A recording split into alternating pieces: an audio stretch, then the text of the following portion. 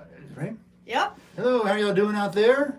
Brian Turner here with co-host Asher Rives. And now we finally named the series. Yeah, we got a little series here. We're going to try to put it out regularly. We're going to call it Ask Asher because he's the guitar guru. So if you got some questions about guitar and such, just ask him. Okay? Send us your comments. Yeah. We're going to start off playing some. Ready to play some blues? Yeah. And I'm going to show you what I've got here. I've got my little lap steel. This is It's a PV power slide. PV power slide, and we're gonna play a little tune with it, and then we'll talk a little bit about it as we're going on. Here we go. Let me just start off. Here we go.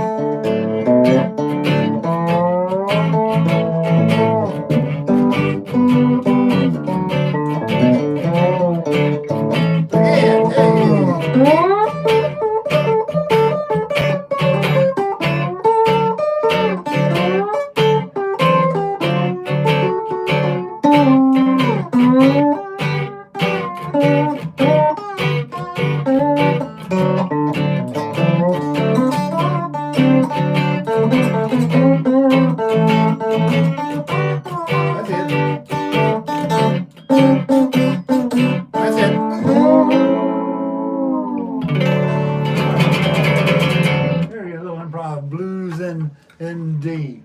So, let me turn it off here for a minute. Talk about it. What I've got here, this is a PV power slide. Funny looking thing, isn't it? Yeah. The reason it's got that shape is because it's designed to hold it any way you want to. You know, I hold it like a lap steel, like what it is, a lap steel. So I'm holding my lap, and I'm using a slide. See this thing here right here, this is a solid steel slide. And that's what I use to play with. The strings are too high off the neck to play normal. If you look real closely, you see how high those strings are? A lot of people have a misunderstanding about steel guitar. They think because it's called a steel guitar that the guitar is made out of steel. Well, that's really not the case at all. It's made out of wood like any guitar. But it's called a steel guitar because you use this. This is called your steel. And then when you use that, so that's what they use. I wonder why it's called a steel. I wonder why. Maybe it's because it's made out of steel. Or some these days they're made out of a little bit of everything. Some are brass, some are whatever, you know. Yeah. But like I say, you can hold this thing in your lap like people normally do with the lap steel. But you can also, you notice you've got a strap button here, and you've got one up here on the end, so you can hold it like a normal guitar if you want to use a bottleneck. A lot of people you could also play it like that. If you had a strap, you could probably play it like that too. Yeah, you can put a strap on it. Because see, look, it has a strap button here. Yeah. It's got a strap button here. It's got one here, and it's got one there. So all so two people can hold it at the same time with two different straps. We'll have to try that someday. So whether you want to use it as a bottleneck, you know, bottlenecks where people like use them like a medicine bottle or no bottleneck, and they'll slide up and down and play like a normal guitar. Which a bottleneck is a slide that looks like the neck of like a beer bottle or something. Yeah, as a matter of fact, I think that's where we got started. That's what they said. That's the legend. Break it off. Yeah, no, probably somebody got in a bar fight and broke a bottle. And say, hey, this would be good on the guitar, you know. But I've seen people use that. Have you seen people guys use beer bottles for a slide? And unbroken. But then these days you can get any shape, shine. They're made out of glass. Yeah. So what kind of slides do you like to use on guitar? On guitar, yeah, well, I like a glass slide, the bottleneck when I play guitar. But the problem with the glass, by the time I get really attached when I drop it on the floor and it breaks. So I usually use a steel for that reason, you know, because if you drop them one time on the hard floor, they break. You know, I remember one time I bought a real nice ceramic slide, and I was in my recliner. The day I got it, and I was sitting in my recliner playing guitar, and I dropped it, and it was expensive too. And I dropped it, and it went down in the seat of the recliner. Of course, I'm reclined, my feet are up, so I raised up, shut the recliner so I could get it out from under, and it got caught. And sure, that thing got caught in the springs, cracked, just broke up there. Didn't even have it a few hours. You know how much that was? It was close to $20 probably. Wow. It was a nice one. Yeah. I got so. I have a glass slide. I don't use it much at all, but Huh? I'm surprised I haven't broken it because I've had it for about 2 years and I have 5 siblings who like to get into my stuff. I'm surprised anything lasts with that many kids around. Yeah. You are too. It doesn't. Being the oldest one, you know all about that. Huh? Yeah. So you don't play much slide, huh? No, mainly because I don't know much slide. We're gonna have to do something about that. But yeah. So I've got some questions about this that I think y'all might be wondering too if y'all haven't seen one of these before. Do you use the same like guitar strings on it, like, or do you have special steel string, like strings made for steel guitar? That's a good question. I generally use the same brands, but they actually have strings that are a bigger gauge. It goes back to the old concept: the bigger the strings, the bigger the sound. You know, so you'll find that they're a little bit bigger now. Of course, with lap steel, you don't have that problem of it's hard to bend with your fingers because you're not using your fingers to bend them anyway. You're just rubbing up and down. So generally, I'll go a little bit bigger. Yeah. And last time we were talking about gauges of strings on guitars. What are the gauges of strings usually on lap steel? You know, to tell you the truth, I can't remember exactly the gauge, but they're going to be around probably about 13 on your first string, or 12. And they're going to be just a little bit bigger. But you know, when I buy strings, I'm not real particular about gauge. I'll come out here and look on the floor and see what kind of strings they got. I'll see get the heaviest thing. And some companies like a heavy for GHS might be a 12, and a heavy for Fender might be a 13. And so I just get the heaviest thing I can find. You know? But again, I'm not that particular about strings. To tell the truth. But as long but they're steel nickel string, just like Ernie Ball or any of them. Now I've got a acoustic steel guitar, which was a resonator guitar. Now those have bronze strings. You know, they resonate better. Usually these are nickel and steel. Any other questions about that? Yeah. So is the neck that thick because so much tension on the strings? Yeah, and then you know there's different tunings for these things, and we'll talk about that in a moment. But yeah, you'll notice the neck is square because when you tune like let's say for an open E or an open G like the bluegrass guys do, there's a lot of tension, more tension than the regular guitar, and because there's a lot of tension, they make these necks real big, fat, and square. Now, when you're talking about the resonator guitar, the acoustic guitars, when you've seen it has the chrome piece in front of it, it looks like a speaker. You know, they call those the cones, the chrome cone. Well, you have two kinds. You have the one that's got the square neck, where you play it as a steel guitar, and then you've got the round neck, where you can play it as like a normal guitar. It's just, you can play slide or you play, and the strings are a lot closer. And you generally tune those normal, so you don't have to have a big neck to take the pressure. Yeah. Now, as far as tuning goes, this guitar, I've got it tuned to what's known as open D tuning. It's also called Vestapool tuning. Yeah. Now, so the way you get this tuning is the way you get this tuning is you tune the first string down to D, your second one down to A, your third one down to F sharp, and the fourth and fifth stay the same, and the sixth one is down to D. So it sounds like an E chord, except a whole step lower. You know, let me make an E chord. It's going to sound like that, but a whole step lower. Now I can D chord. See, there you go. That's called Vestapool tuning. Now, there's a lot. People are generally very intimidated by the tunings, but it's not that complicated because D and E are the same. It's just that D is a whole step lower than E, and then G and A are the same. It's just the one's a whole step lower than the other. So open G and open A is usually referred to as Spanish tuning, and Vestapool is open D and open E. Right? Any other questions about that? I don't think so. Anyway, so that's the lap steel guitar. If you have any questions, just forward them to us. By the way, this thing we're doing here is called Ask Asher, and we're encouraging people to send us questions. And if you have some particular topics that you're wanting to discuss, we'll be glad to consider that. And also, I know this is kind of an inconvenient time for a lot of people, but this is usually when I have my lessons. Mm-hmm. But we might start doing it on like Sunday nights. Yeah, or something like that. So that way more people can watch, because I know it's very difficult to catch a live stream at 3 o'clock Yeah. and on a Thursday. Like, I know a lot of people are at work and stuff, So we might start doing it. Let us know, like, in the comments and stuff, if one, some topics that you would like to see us do later, and two, what if you think Sunday would be a good time, or Or what like, time you would think yeah, would be good? what time do you think would be good? Yeah, exactly. We can definitely try and do something. Yep, good point. Good point.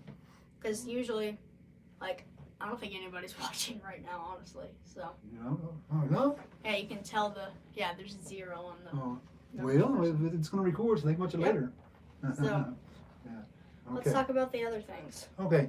What was the other thing we were going to topic? We were talking about tools for. Yeah. We were talking about the slow downer. Because last time we were here, we talked about how we stream music. We talked about you got the. I've got the Amazon Music, and you have the Spotify. Yeah, and Spotify. The reason I like Spotify so much is because I can use it with an app that's called the Amazing Slowdowner. Oh, it's the Amazing Slower Downer. No, it's the Amazing Slowdowner. It is? Yeah. The Amazing Slowdowner. The Amazing. Emphasis on not to be amazing. confused with just the Slowdowner. Yeah.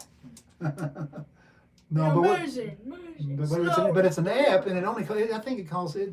In the app world, it's $15. expensive. Yeah, in the app world, it's expensive. Yeah. Because the app's usually $1 or something like Yeah. that. But this is $15. But man, I got these. I got my money worth out of it the first few days I had.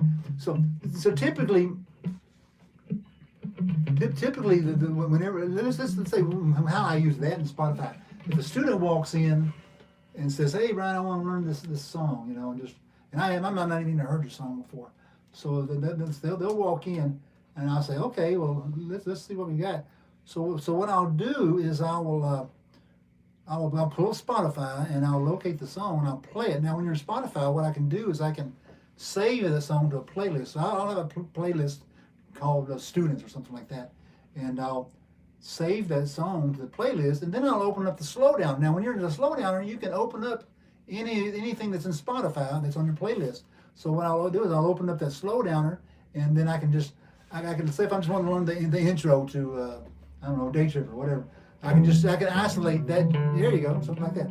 I can just isolate just that little part and then loop it over and over, and then I can slow it down any speed I want. So I'll just play it real slow and just loop that one little piece over and over until I get it. It's also handy, like, instead of just kind of slowing down the song, it also has the loop feature where you can press a button and it'll only play that section. Yeah, just over and over, as long as you want. And any questions you have, just comment them, like, about anything we're talking about. Right. And then once you get that intro, you can and it shows that it has a little marker to say, okay, that's at 23 seconds until 27 seconds. You can just isolate that one little piece and do it. So that's how I generally learn songs when students come in. And also, you can find tabs online for free. Now, some tabs are better than others, But this is a tip I found of how to get the best free tabs. What I'll do is I'll go to Google and I'll type in, let's say for example, Hotel California. I'll type in the name of the song, Hotel California, tab PDF. That's the trick. Type in PDF because the PDF files tend to be better. Usually they're just something somebody scanned and put it out there for now. There's a couple of them that are better than others. Like the Alliance, I think it's called Alliance.com. They have a lot of great tabs. They always come up. It seems like their tabs are pretty reliable. So that's the process. And that's if that didn't work. Is that okay? Anyway. Next time we should probably turn on Do Not Disturb. Huh? Should probably turn on Do Not Disturb next time. Yeah, you got that right. Gotta move the phone over. We're figuring this out as we go. Move the phone over a little bit. It's right here. Yeah, give us a moment here. We're doing mobile live streams too. And this thing's this thing is teetering on a little box. We don't have a mic stand today. Yeah. But anyway, so that's the process. And like I said, that's presuming I don't have the music and then it's just somebody puts me on the spot and says, hey, let's run this song right now. Okay. And a tip I have for finding tabs, especially on Ultimate Guitar, which is usually what I use. Just if I want to go, hey, I like this song, let me see it. And then I'll go. But one thing I've noticed is usually the highest ranked tabs on there, like if you go on the website, you will see a star rating right here. And then that basically means that that most people have liked it, but usually it's the simplest chords. The reason why most people like it is they can play a song very easily. Like say the song Sweet Georgia Brown that we always play, we play it. But they would probably put just basic chords. yeah. So what my tip is, do not go for the higher rated ones and go for the ones that usually look a little more intricate, but if it's like crazy intricate and it's a regular regular tab like that you think just has regular chords, don't go to it because you're probably learning something that you don't that's excessive. So don't go for the highest rated tabs, but also don't go for the crazy intricate. Like just kind of go for a middle ground. There you go. There you go. That's ultimateguitar.com. Yeah. So are there any other tab sources that you like particularly? I think that's the main one that I use. Of course, I mean, Yeah. obviously YouTube is probably Yeah, the YouTube greatest. is You know, really you can find just about. And for YouTube, you always just say how to. That's the trick. Yeah, You know, how to. How to play this, how to do that, how to do that. How to play the Puerto Rican Cuatro, which Yeah, there if that's you an instrument you're interested in, Yeah, he's got a ton of videos. yeah. There you go. A little plug there. Oh, very good. That's very Yeah. good. Anything else about the learning process you can think of? Well, I don't really stay true to this, but I think it's a good advice that Chet Atkins said. Whenever you learn a song, learn it all the way through. That was his biggest advice for young guitarists. Yeah, yeah. You know, I've been working full time in a music store since 1979. You know, and the thing I noticed the most, and these guys come in here and they all sit down and start playing some songs and stuff. Is like then usually they know the intro to Sweet Home Alabama or Sweet Child of Mine or something, but they hardly ever play the song all the way through. Yeah. You know, it's just like they get that intro and that's it. So they say, oh, that's nice, play it all the way through. You know, but yeah, that was Chet Atkins' big quote. Is, how did I get better? And then play songs all the way through. That's really good advice. Because the number one thing you need to do is build up your repertoire. Because if you can't, somebody wants you to do a gig, you got to have some songs to play. Yeah. All right. What else are we going to talk about? Is that the end of that? Is that the end of that topic? Yeah. All right. Good deal. Well, let's talk about how we make YouTube videos and stuff. All right. Yeah. Well, yeah. The process here. Of course, Asher's my little co-host here. I have several tools that I use. Well, the number one tool I've got is my phone. You know. Yeah. I use it as that's my camera. Yeah, this is what we're filming it like we're going on right now. Yeah. Which Right. Exactly. Yeah. If you ever live stream, if you're first starting out, do it on a phone, cause it's ridiculously hard on a computer. I've tried because you have to download the software. You've got to get a separate camera feed, and then you've got to get something else to watch your chat. Yeah. It's ridiculously difficult. Right. So if you're first starting out, try it on this. Yeah. But like if we start doing it Sunday nights or Friday nights, we're gonna go to like a actual good software. Yeah, Like, there you go. Yeah. because they usually work better. They're very hard to figure out. Yeah. Learning curve there. Yeah. Yeah. Well, that's my number one. Now, I've used for a long time. I've just used my camera for the video and audio, but then I found the audio is not that good. The audio can be better if you use a DAW, digital Audio workstation. workstation. So what I've got And what a is DAW is it's a digital audio workstation where basically it's like a studio in a box, exactly. where you have all of your recording software, and then if you have a MIDI keyboard, it usually has some presets. Like I have one right here that I just got from Musician's Friend. It's an Alesis V Mini. It's really nice because it's small, portable, and compact. Mhm. And it's also got you've got some pads up here for playing drums. You've got keys right here, which this is very small. Like, look, put your hand up to this. Like, try and play it. I get all over there. Yes. This is only 25 keys, and it's a mini keyboard. But it's for MIDI, which, so you basically can plug it into your computer for your DAW. For my DAW, I usually use GarageBand, which is a free DAW that comes with any Apple product. And then you usually use Logic Pro. Yeah, I use 10, right? Logic Pro, yes. And what I have to do is I record my video And then you record your audio. on the phone and the audio at the same time. So what I've got a mic, you know, and I do that old thing with the movie clap. Remember the clap thing there? Yeah. That was I learned that from our cousin, our nephew Gabriel. So what I have to do is I have to play the video and record my audio at the same time, clap, and then and put both the files together so I can look at that clap and line those two up. So then I'll just turn off the audio for the phone, and I'll use the audio. So what you're seeing is the video from the phone, but then you're hearing the audio from the professional Logic Pro. Yeah. But do you use a mic? Yeah, I have a condenser. What they call a condenser mic. Yeah. Yeah. What kind? It's a Rode. Yeah, I have a condenser Rode, but also I have also a dynamic Shure SM57. I use that whenever I'm putting in front of an electric guitar. The condenser mic is better for acoustic guitars, and it picks up everything It picks up everything. Yeah. But which that has some pros and cons too. Yeah.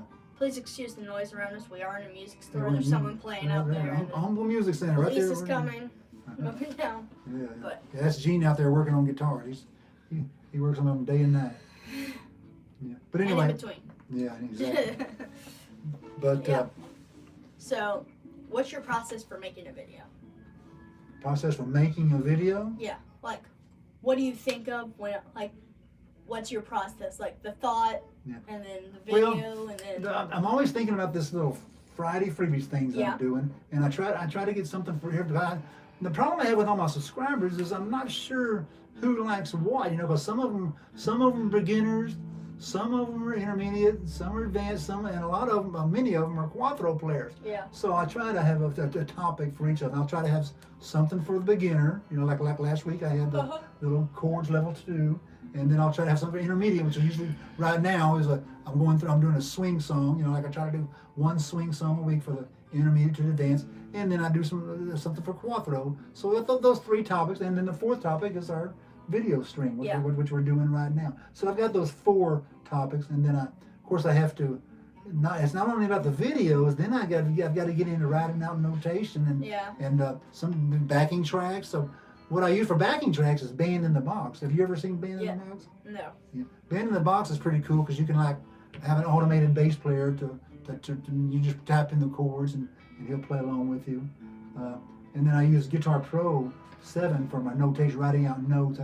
That's a computer program where I actually are able to write out music and put it on my webpage. Stuff. That's just a general overview. So really, the tools I use is the phone, Guitar Pro 7 for notation, Band in the Box for getting backup tracks, Final Cut. Didn't mention that. I have to edit the video. Final Cut, and then Logic. And then also I've got the which that is a very expensive. Those are both very expensive softwares. I think they're both like $200 or $300. Yeah, they're not cheap. Yeah. But if you use it. Yeah, I've used it quite a bit. But I've also got my one of my favorite programs that nobody knows about is it's called Guitar Diagrams. That's how I draw little pictures of the necks of guitars, and I put the little pictures of the chords on there, and you can back and color code them and do scale stuff. Like you see a lot of that on the website.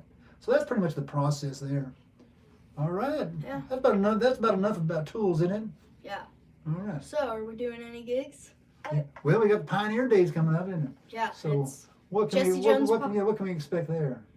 He's gonna do 30 minutes, and then me, him, and my brother Simeon are gonna do 30 minutes. And then, if you want to come down, it's at Jesse Jones Park on November 9th from 3 to 4, which is when we're playing. But the festival goes on from like 8 a.m. to 4. Yeah. And it's a really fun festival to go to. It's like basically about well, it's not about. It's like celebrating the pioneers and stuff. So there's a bunch of like old timey like cottages and like all the people who are volunteers dressed up like pilgrims or something. Yeah, pioneers. Yeah. And it's got like a ton of fun games, and you have everything from axe throwing to candle making to throwing like balls in a milk jug. Like it's fun for the whole family. And one of the cool things they have there, they have a little nature center, which has got a bunch of snakes and aquariums. Got all the rattlesnake and the copperhead. Those are the kind of snakes you pray never escape. Yeah, exactly. I'm always fascinated. I don't care. You're always a little boy when it comes to snakes. I'm always fascinated with going there and look at all those reptiles and snakes. Always fascinated. Just as long as they don't get out and Yeah. bite me, we're okay. Last time I went there was this huge snake, like a python that was literally this thick. Yeah, yeah, big. Yeah. Yeah. I saw that. Yeah, I was there. I was there just the other night. Yeah. Saw all the snake. Of course, they got all the nature trails you walk. It goes down by Spring Creek. A lot of people go fishing down there. They're riding their bikes. Really, really nice place to ride your bike. Yeah, very good. So we're. Yeah. Were we running out of time here? I think we got. Yeah. Well, that's okay. Well, yeah. This is my name's Brian Turner. This is Asher Rise, my co-host. Let's sign off with a little Sweet George Brown. Okay, let's go do a little song. Oh, I got the wrong guitar. Let me get my other guitar. Oh, Okay. grabbing the We're gonna acoustic. sign off with a little song made famous by the Harlem Globetrotters. Yeah. Here we go. You ready? One. After two. they disbanded, we claimed it. There you go. One, two, 1, 2, 3, 4.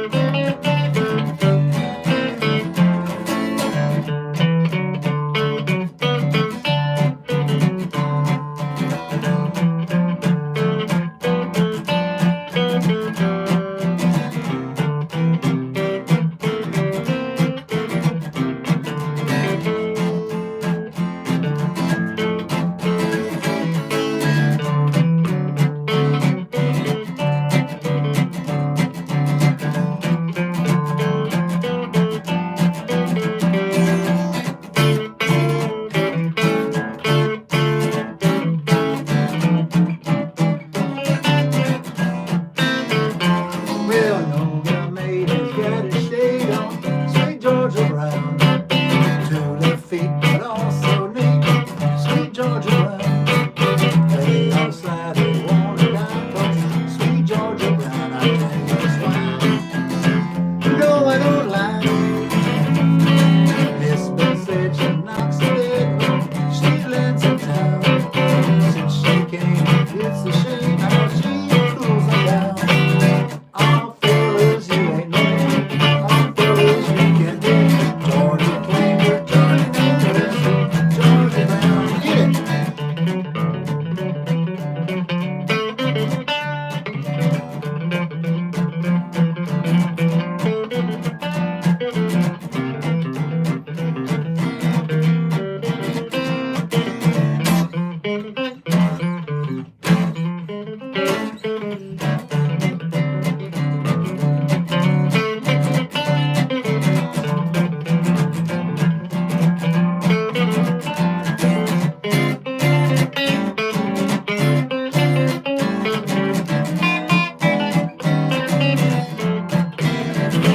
Well, no girl made has got a shade on sweet Georgia Brown. 2 left feet, but also naked, sweet Georgia Brown. They on the side, they wanna die, 'cause sweet Georgia Brown, I am just mine. You know I don't lie. Well, it's been said she knocks them dead when she lands in town. Since she came, it's a shame how she fools our town. All fellas, you ain't mad. All fellas, you can't get. Georgia Clanger, Georgia Nicholas, sweet Georgia Brown. Georgia Clanger, Georgia Nicholas, sweet Georgia Brown.